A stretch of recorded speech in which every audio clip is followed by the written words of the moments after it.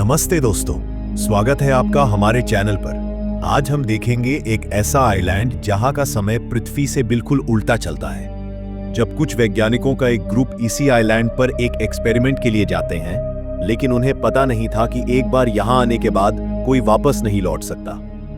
इससे पहले मूवी यदि अच्छी लगे तो चैनल को लाइक और सब्सक्राइब जरूर करें। कहानी की शुरुआत एक पायलट से होती है जो कि अभी एक सीक्रेट आइलैंड पर एक खास मिशन के लिए आया था कि तभी वो वहां कुछ लोगों का इंतजार कर रहा होता है। लेकिन तभी अचानक उसे कुछ अनजान आवाजें सुनाई देती हैं। उन आवाजों को खोजते हुए जैसे ही वो नीचे उतरता है, उसके सामने एक बंदूक पड़ी मिलती है। चौंकाने वाली बात यह थी कि वो बंदूक हूबहू उसी की जैसे थी और उसका सीरियल नंबर भी एकदम सेम था। वो कुछ समझ पाता इससे पहले ही पीछे से कोई उस पर हमला कर देता है और उसे मार डालता है। इसके बाद वही इंसान उसी हेलीकॉप्टर को उड़ाकर निकल जाता है। लेकिन जैसे ही वो आसमान में पहुंचता है, अचानक किसी इनविजिबल लेयर से टकरा जाता है और हेलीकॉप्टर धमाके के साथ फट जाता है। मानो कोई अदृश्य लेयर इस आइलैंड को घेरे हुए हो। आखिर ये सब क्यों हो रहा है और इसके पीछे क्या रहस्य छिपा है जिसे कोई पार नहीं कर सकता? क्या है इस आइलैंड की मिस्ट्री? कहानी यहां से कुछ दिन पास्ट में जाती है, जहां पता चलता है कि कैसे एक प्राइवेट फार्मास्यूटिकल कंपनी को ये मिस्टीरियस आइलैंड कई साल पहले मिला था।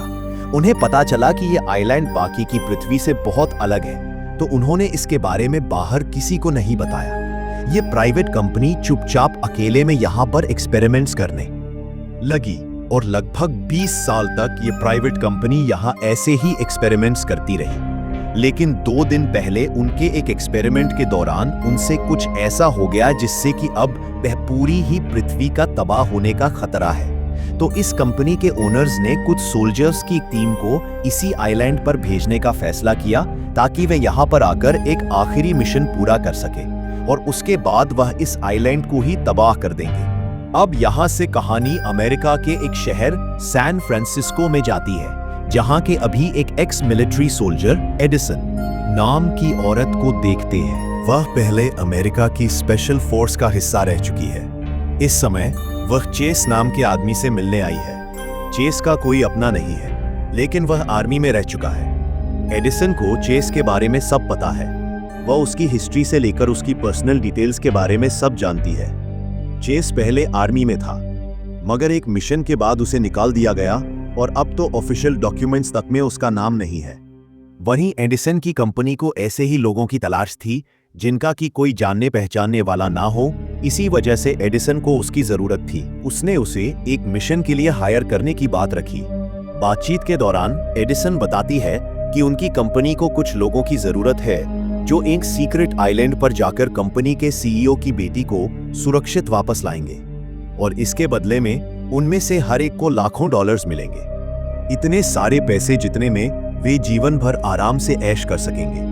अब चेस हैरान था कि यह मिशन तो आसान है, तो इसके लिए कोई भला इतने पैसे क्यों देगा? लेकिन फिर भी अभी तो उसे पैसों की बहुत जरूरत थी, तो उसने इस मिशन के लिए हाँ कह दी। इसके बाद एडिसन अपने अगले मेंबर को रिक्रूट करने गई। यह रस्क है जो कि काफी अच्छा प्राइवेट इन्वेस्टिगेटर होने के साथ साथ मार्शल आर्ट्स में भी टॉप क्लास रहा है।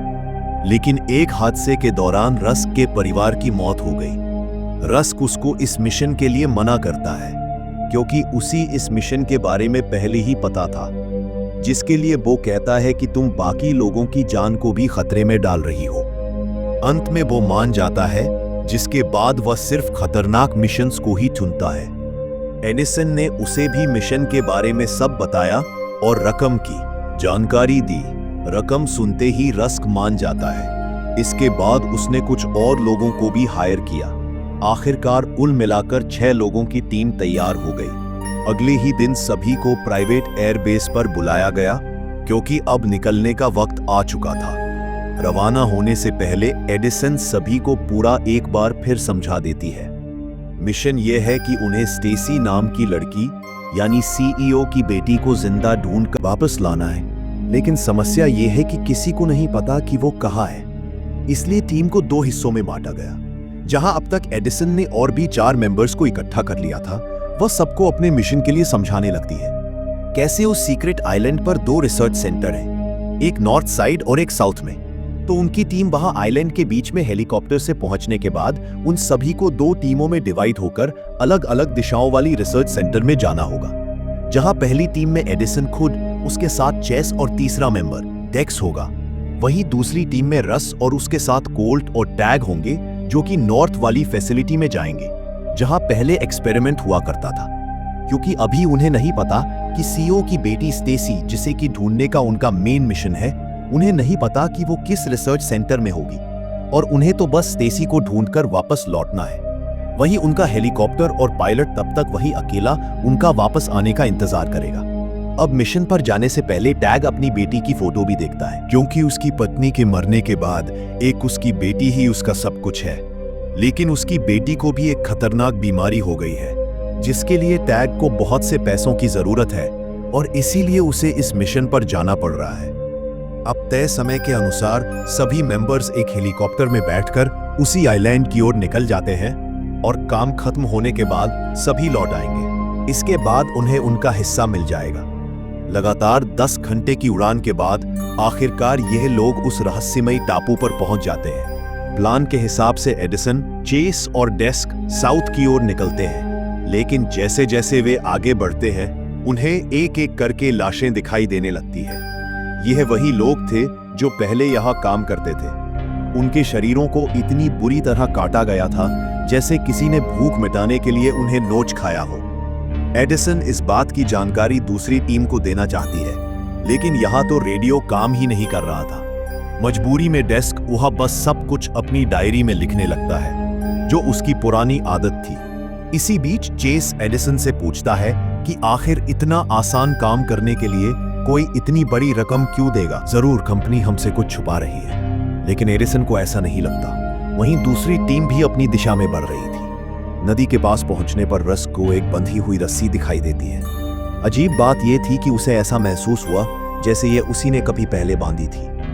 तब उन्हें एहसास होता है कि उनका कनेक्शन टूट चुका है और अब उन्हें अपने अनुभव पर ही आगे बढ़ना होगा। उधर एडिसन को लगातार नई नई लाशें मिल रही थी, फिर भी वो रुकी नहीं और आगे बढ़ती रही। तभी उन्हें एक कैंप मिलता है जिसके अंदर कुछ डिवाइस पड़े थे।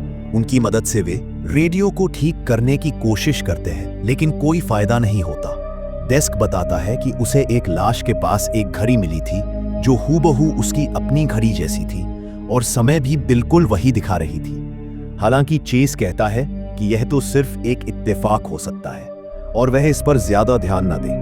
वैसे भी किसी जानवर ने उस बॉडी का चेहरा खराब कर दिया था, तो वे उस घड़ी वाली बॉडी का चेहरा तक नहीं देख सकते कि वह था कौन। दूसरी ओर पायलट, जिसे कि दोनों ही टीमें इंतजार करने का कहकर चली गई थी, अब उसे अचानक सी बाहर से अजीब सी आवाजें आने लगी और ये सेम वही सीन है जिसे कि हमने कहानी के शुरू में देखा था। और इस बार रिवील हुआ कि उस पायलट पर अटैक करने वाला एक अजीब तरह का आदमी था। जैसे ही वह पायलट को मारकर हेलीकॉप्टर से भागने की कोशिश करता है कि हवा में एक इनविजिबल लेयर से टकराकर पूरा हेलीकॉप्टर ही ब्लास्ट हो गया, यानी कि कोई भी इस आइलैंड से भाग नहीं सकता। वहीं तेज और डेक्स, जो कि कैप में थे, उन्हें पास से एक आवाज सुनाई दी और उन्हें यहाँ पर एक जिंदा आदमी मिलता है। उसने बताया कि वह डॉक्टर यंग है, जो कि अपनी टीम के साथ सुबह ही यहाँ आया था। लेकिन जब वे यहाँ पहुंचे तो यहाँ सब कुछ बर्बाद मिला और उसके बाद उसकी पूरी टीम एक एक कर सभी मारे गए। अब एडिसन और बाकी दोनों भी हैरान थे कि उनसे पहले तो कोई टीम यहाँ आई ही नहीं। फिर भी वे उसे स्टेसी नाम की एक लड़की के बारे में पूछते हैं, जिसे कि यहाँ से लेकर जाने का उनका मेन मिशन है। अब यहाँ नाम सुनकर डॉक्टर यंग को कुछ याद आया और वो उन्हें अपने पीछे चलने को कहता है।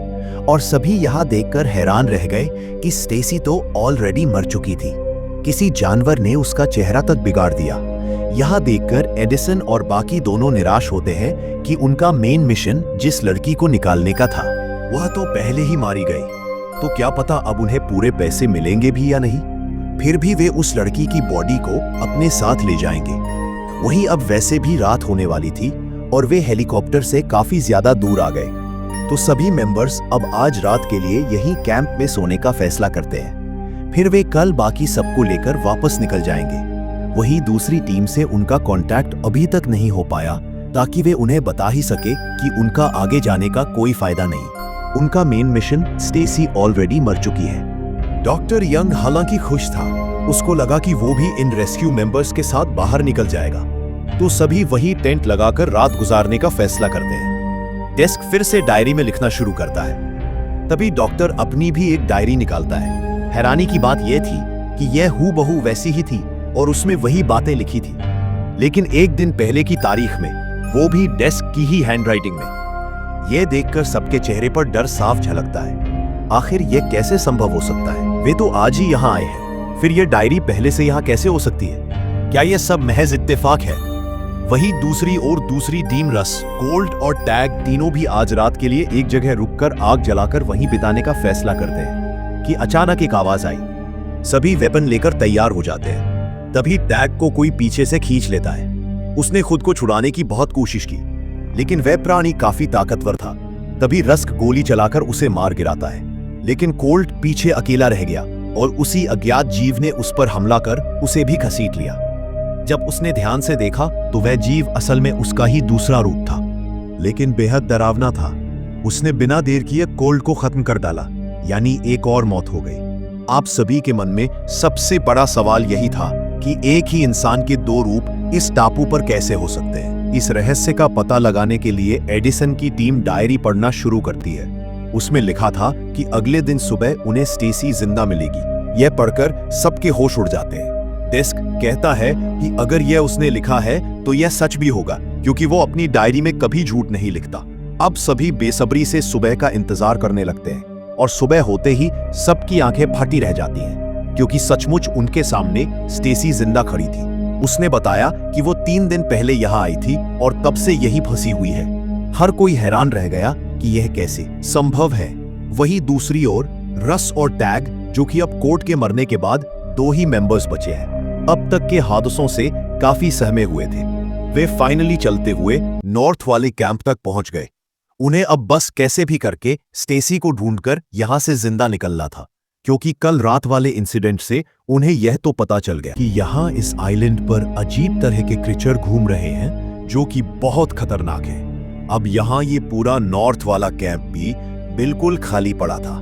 रस यही कैंप वाला वॉकी टॉकी लेकर कम्युनिकेट करने की कोशिश करने लगता है। अब इस बार दूसरा वॉकी टॉकी एडिसन के कैंप में था, तो फाइनली उनमें कम्युनिकेशन हो गया। रस उसे सब बताता है कैसे यहाँ बहुत खतरनाक क्रीचर घूम रहे हैं, जो कि शायद से यहाँ किसी एक्सपेरिमेंट की वजह से हुए होंगे। और कल रात वाले अटैक में उनका साथी कोर्ट भी मारा गया। वहीं एडिसन ने भी उसे सब बताया, कैसे उन्हें पहले स्टेसी मरी हुई मिली थी, मगर आज सुबह उन्हें स्टेसी जिंदा मिल गई। सो अब वे यहाँ से निकल सकते हैं। वहीं बाहर स्टेसी अब डेक्स को सब बताने लगती है, कैसे वह 3 दिन पहले अपनी टीम के साथ यहाँ आई थी।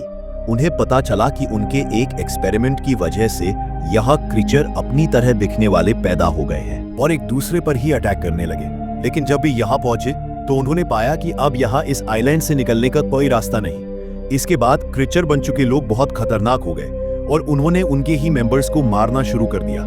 लेकिन अब स्टेसी के अनुसार उसे भी एक क्रीचर ने मार दिया था, लेकिन आज सुबह उसने खुद को जिंदा पाया, तो यह तो उसे खुद को भी नहीं पता कि वो जीवित कैसे हो गई। वहीं डॉक्टर यंग अब तक उस फ्यूचर डायरी के नोट्स पढ़कर बहुत कुछ समझ चुका था और वह अब एडिसन और पूरी टीम को सब बताने लगता है, जो कुछ भी उसे उस डेक्स वाली फ्यूचर डायरी से पता चला। दरअसल यह पूरा ही आइलैंड, इसके चारों ओर वर्म हॉल एक्टिव होता है, जिस कारण यहाँ कभी भी टाइम एक सीधी रेखा में नहीं चलता। वहीं डॉक्टर यंग अब तक उस फ्यूचर डायरी के नोट्स पढ़कर बहुत कुछ समझ चुका था और वह अब एडिसन और पूरी टीम सबको बताने लगता है, जो कुछ भी उसे उस डेक्स वाली फ्यूचर डायरी से पता चला।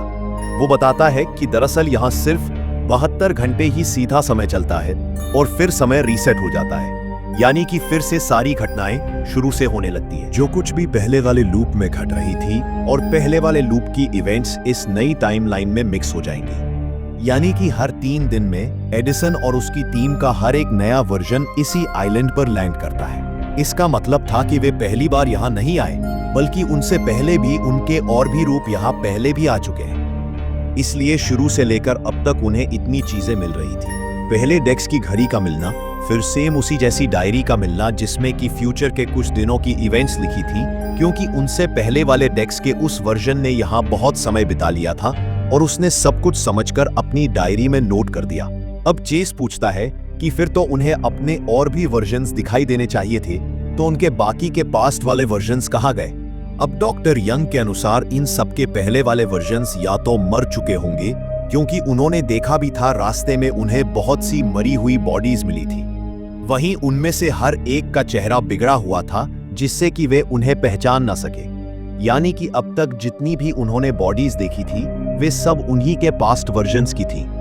डॉक्टर यंग के अनुसार उनके जो भी वर्जन मरने से बच गए, वे शायद से उसी एक्सपेरिमेंट वाले वायरस से एक नया रूप ले रहे हैं, क्योंकि इसी डायरी के हिसाब से यहाँ आइलैंड पर 3 दिन बिताने से वह म्यूटेशन इंसानों में शुरू हो जाती है। यानी कि यह पूरा ही आइलैंड एक टाइम लूप में चल रहा है, जहाँ हर 3 दिन में समय रीसेट होने पर सारी इवेंट्स फिर से शुरू हो जाती हैं, जबकि पिछले वाले लूप से जो लोग बच गए थे वे अगले वाले लूप में पहुंच जाते हैं।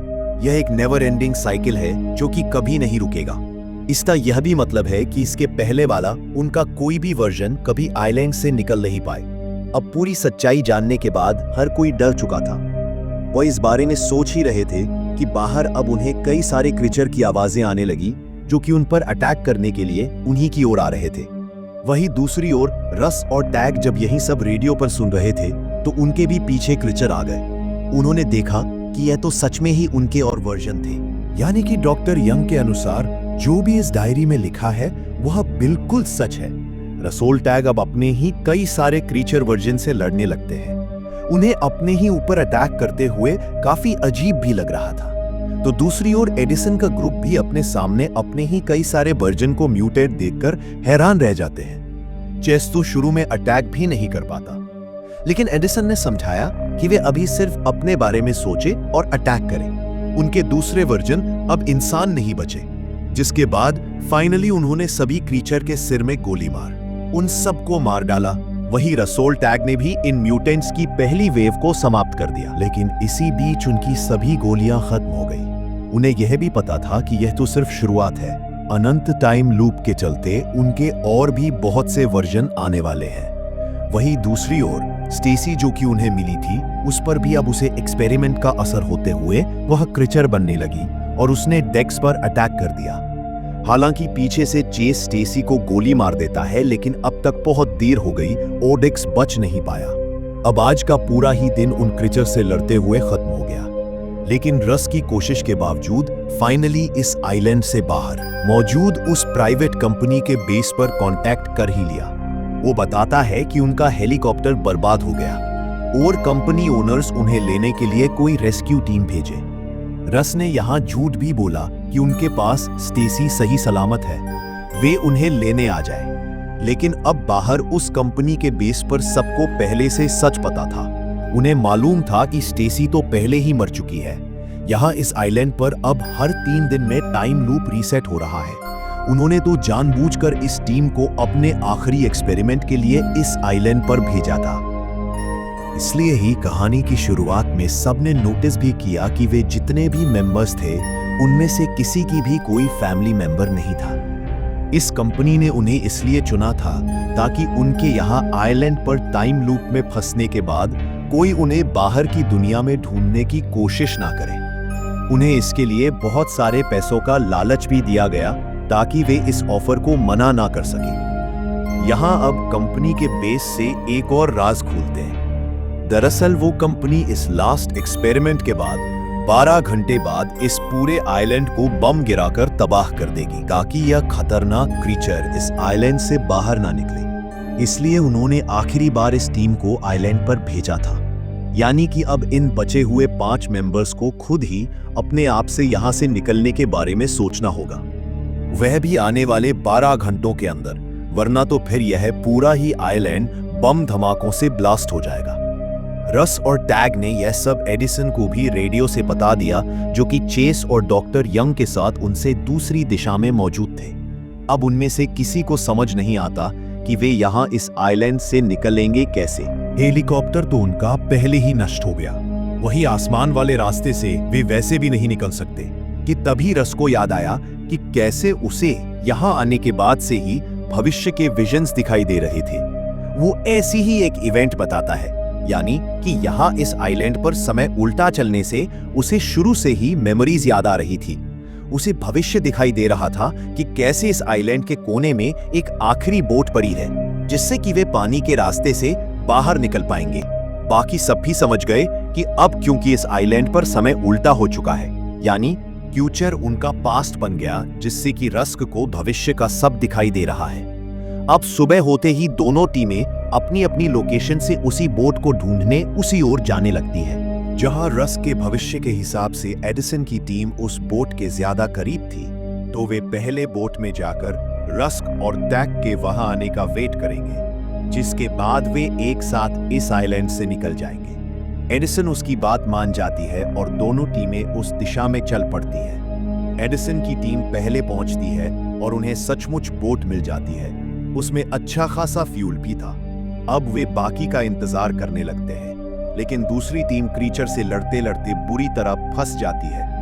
आखिरकार टैग मारा जाता है। रस्क भी हार जाता है क्योंकि अब उसके पास गोलियां खत्म हो चुकी थी और उसका अपना ही वर्जन उस पर बंदूक तान देता है। तभी चेस आकर उसकी जान बचाता है, लेकिन भागते वक्त उसके पेट में एक लकड़ी का टुकड़ा आर पार हो जाता है। रस्क कहता है कि अब समय कम है, तुम निकल जाओ। और सचमुच कुछ ही देर में आइलैंड पर धमाके शुरू हो जाते हैं। बोट पर डॉक्टर कहता है कि हमें तुरंत निकलना होगा, लेकिन एडिसन अपने साथियों को छोड़कर नहीं जाना चाहती। मजबूरन डॉक्टर उसके सिर पर वार करता है। एडिसन को बेहोश कर देता है क्योंकि बाहर निकलने का टाइम कम होता जा रहा था और बोट लेकर निकल पड़ता है। उधर से चेस भागकर बोट की रस्सी को पकड़ लेता है। होश आने पर एडिसन देखती है कि डॉक्टर धीरे धीरे क्रीचर में बदल रहा है, क्योंकि वह उनसे पहले आया था और उसके 3 दिन पूरे हो चुके थे। तभी दूर से एक गोली आकर उसके सिर में लगती है। यह रस्क की आखिरी कोशिश थी, जिसने अपनी मौत से पहले भी अपने साथियों को बचा लिया। अब सिर्फ एडिसन और चेस बचे थे। धमाकों से उस परत में छेद हो चुके थे। दोनों ने उन्हीं छेदों से बाहर निकलने में कामयाबी पाली और आखिरकार जिंदा बाहर आने वाले पहले इंसान बने। लेकिन इसके लिए उन्हें पूरी टीम की कुर्बानी देनी पड़ी, जिसे वे जिंदगी भर याद रखेंगे। और इसी के साथ यह रहस्यमयी कहानी यहीं खत्म होती है। तो आपको कहानी कैसी लगी हमें कमेंट करके जरूर बताइएगा।